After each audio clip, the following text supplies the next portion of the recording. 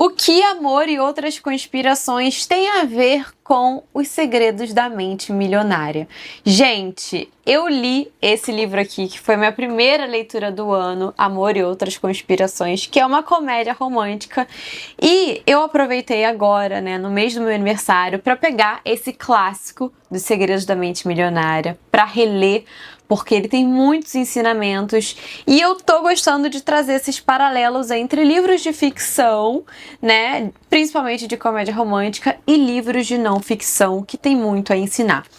E como que os dois conversam, apesar de serem livros completamente diferentes. Aqui, em Amor e Outras Conspirações, a gente vai ter a história da nossa mocinha, que ela trabalha numa emissora e ela tá precisando ter uma ideia nova de um programa, porque, enfim, né, tá pra ter alguns cortes ali na emissora que ela trabalha. E a pessoa com quem ela trabalhava é o ex-namorado dela, que tá fazendo um outro programa, enfim, que aparentemente tá bombando. E aí, um dia à noite, ela acaba ligando a televisão, ela vê um cara falando sobre ET, sobre alienígena, sobre pé grande, que são vários assuntos que ela não acredita. Só que ela acha, cara, ele fala tão bem que ele tá me convencendo, eu acho que eu vou chamar ele, descobre que ele tem um podcast, eu vou chamar ele pra fazer o programa. E aí faz um programa sobre caçar, enfim, esses seres mitológicos, sabe? Assim, que ninguém acredita. E, enfim, nisso eles vão nessa jornada juntos, se descobrindo e tudo mais. E aí é um livro de comédia romântica que vai trazer essa questão dela, que tá precisando confiar nela mesma, porque o relacionamento que ela teve, né, com esse outro cara que trabalhava com ela, colega de trabalho, era um relacionamento tóxico. Ele sempre colocava ela pra baixo, dizendo que ela não era capaz, de que ela não era talentosa, de que ela era uma pessoa muito difícil de lidar profissionalmente e pessoalmente, e ela acreditava nessas coisas. E aqui a gente vai ver, né, o nosso mocinho ajudando ela a ver que ela não era essas coisas que diziam pra ela, que ela acreditava e que ela tomava como verdade. E a gente também tem uma questão ali do mocinho com a família dele, porque o pai dele também fazia isso, né? Enfim, caçava fantasmas, entre aspas. E a mãe não aceita a profissão dele, não acredita nele, enfim. Então, tem camadas legais. Eu confesso que não foi um livro que eu dei 5 estrelas, porque eu entendi essa questão da mocinha de não confiar em si, mas teve uma hora que eu achei um pouco repetitivo e eu falei assim, tudo bem, eu já entendi. Vamos, né? Next on. E não que, tipo, né, eu achei repetitivo em alguns momentos. Então, pra mim, foi um livro 3,5, 4 estrelas, mas que me fez dar boas risadas, que me deixou o coração quentinho. Mas o que eu queria trazer pra vocês é justamente esse paralelo aqui, porque tem algumas frases nesse livro que me lembram muito Os Segredos da Mente Milionária. E Os Segredos da Mente Milionária, né, muito mais do que a relação da pessoa com o dinheiro, é muito a relação da pessoa com as crenças dela. E isso para qualquer âmbito da vida, seja, né, em dinheiro, seja relacionamento, porque às vezes a gente tem crenças que não são nossas, que são da nossa família, que são das pessoas que cuidaram da gente, né, que formaram a gente enquanto a gente estava crescendo, e que não necessariamente é o que a gente acredita ou o que a gente quer levar adiante. Então, esse livro ele é sensacional, então eu tô pegando ele para reler agora. Vou ler uma frase com vocês dos 2 livros para vocês verem como que eles falam, né? Ali, se você olhar para a raiz, a mesma raiz.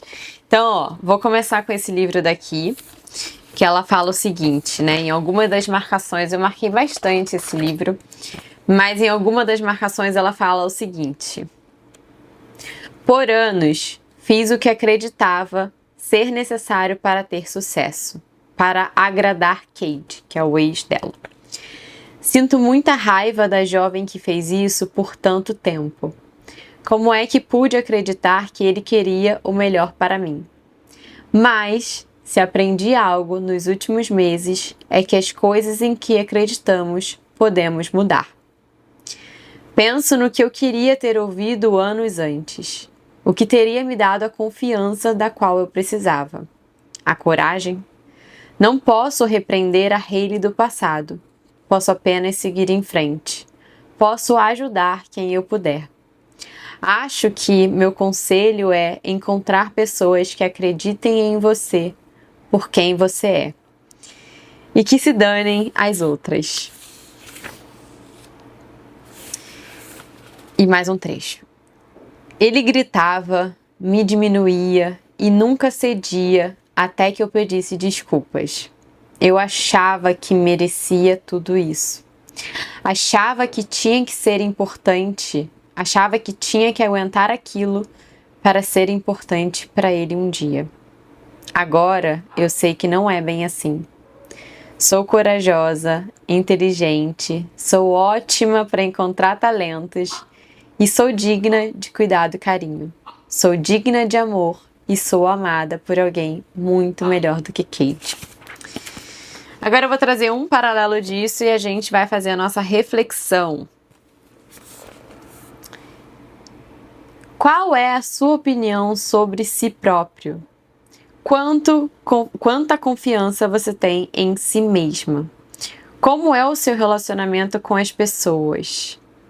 Até que ponto você confia nelas? Qual é a sua capacidade de agir apesar do medo, da preocupação, do incômodo, do desconforto? O fato é que o seu caráter, o seu pensamento e as suas crenças são os fatores que determinam o seu grau de sucesso. Seja sucesso em qualquer âmbito da sua vida. No caso aqui eu tô fazendo um paralelo de relacionamento. Mas eu acho essa frase incrível porque, de fato, né? Por que ela estava se permitindo estar num relacionamento abusivo e tóxico? Porque ela não se achava boa o suficiente.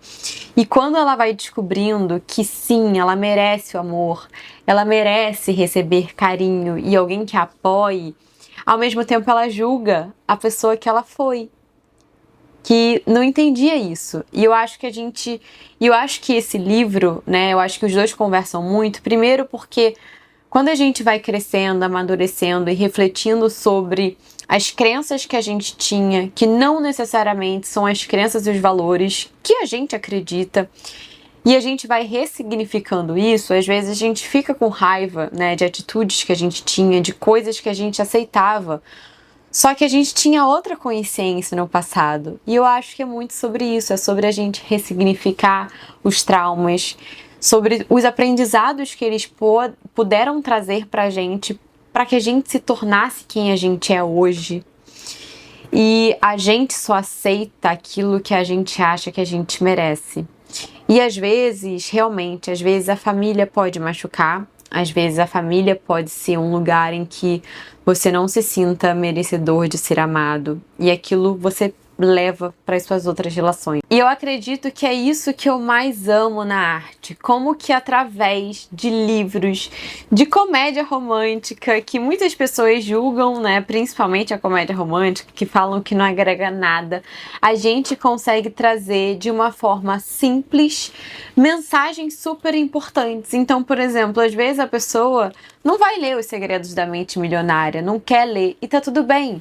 Mas, dentro desses ensinamentos sobre valores, sobre crenças, a gente consegue colocar em histórias simples, que vão fazer o quê? O nosso coração quentinho, que vão fazer com que a gente se divirta e, ao mesmo tempo, com que a gente reflita sobre a vida. E eu acho que esse é o grande poder da arte, é a gente aprender com ela, a gente ser transformado por ela e a gente se ver nela.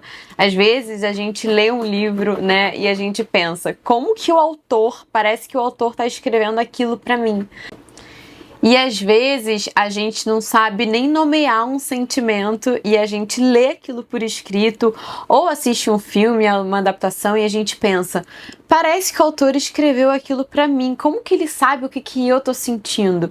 E eu amo, né, como que esses livros e as histórias no geral, elas conversam.